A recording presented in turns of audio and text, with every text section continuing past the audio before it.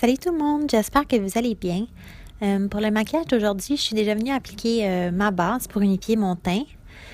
Pour les maquillages qui sont plus costauds, les maquillages d'Halloween, je vous conseille fortement de venir bien hydrater votre peau pour que le maquillage dure toute la journée, qu'il ne craque pas, puis que ça soit beaucoup plus facile d'appliquer votre maquillage sur le dessus.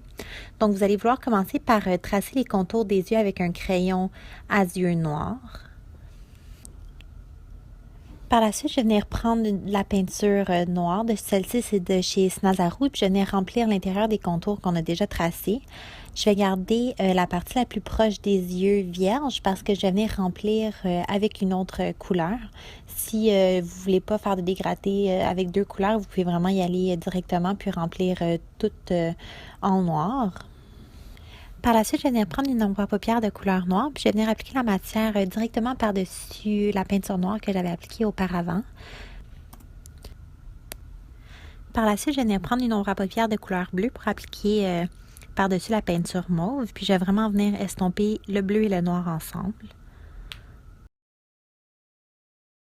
Pour ajouter un petit peu de profondeur au bleu, je vais venir prendre une ombre à paupières qui est irisée, une ombre à paupières de chez L'Oréal bleu, puis je vais venir en appliquer sur la paupière mobile et en dessous de l'œil, mais c'est vraiment à votre discrétion. Par la suite, je vais venir prendre un traceur liquide noir, puis je vais venir tracer le nez. Je vais commencer par les contours, puis je vais venir remplir pour que la couleur soit vraiment noire opaque partout à l'intérieur. Par la suite, je vais venir prendre une ombre à paupières noire, puis je vais venir en mettre exactement au même endroit pour vraiment éliminer toute brillance, puis que ça soit complètement mat. Après ça, je vais venir prendre un cache-cerne pour venir canceller la couleur dans mes lèvres. Puis je vais venir tapoter le cache-cerne avec un petit pinceau. Puis ça va être bien important aussi de venir fixer le tout avec une poudre. Donc par la suite, je vais venir sculpter mes joues. Je vais commencer par essayer de déterminer où est-ce que le creux de mes joues se situe.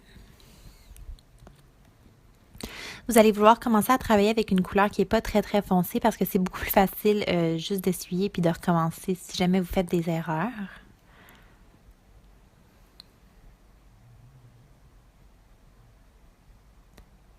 Puis je vais graduellement changer de couleur à une couleur qui est un petit peu plus foncée, puis je vais retracer par-dessus pour accentuer le creux, puis vraiment faire un effet d'ombre en dessous de mes joues.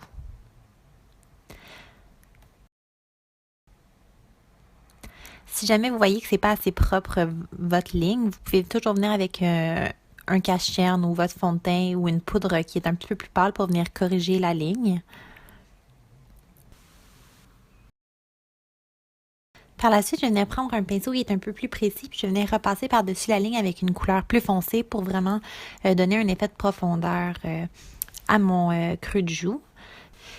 Je vais aussi venir tracer au niveau des tempes un espèce de creux pour venir donner l'impression d'un crâne. Vous voulez toujours travailler de la couleur la plus pâle à la plus foncée pour vraiment donner un effet d'ombrage et de profondeur. Je vais venir aussi ajouter de l'ombrage à ma mâchoire, au contour de mon nez, en dessous de ma lèvre inférieure, sur le contour de mon nez, puis entre mes sourcils aussi.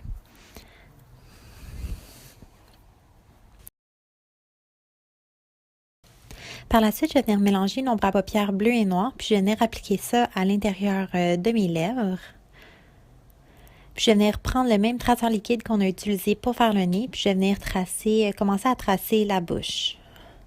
Donc, vous voulez vraiment y aller très délicatement, puis prendre votre temps pour cette étape-ci parce que c'est super difficile à enlever. Moi, je vais commencer par faire les deux lignes horizontales. Puis, pour ce qui est des dents, je me suis vraiment fiée à la largeur de mes dents pour faire les traits.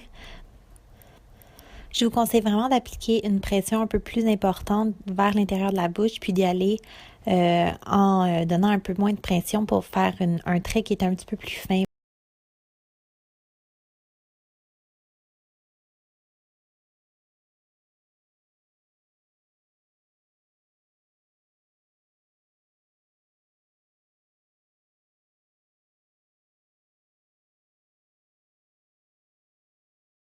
Par la suite, je vais venir appliquer du collodion. C'est un liquide qui est utilisé dans les maquillages de science-fiction très souvent pour venir imiter l'apparence d'une cicatrice. Donc, je vais en appliquer sur toutes les lignes de mes dents.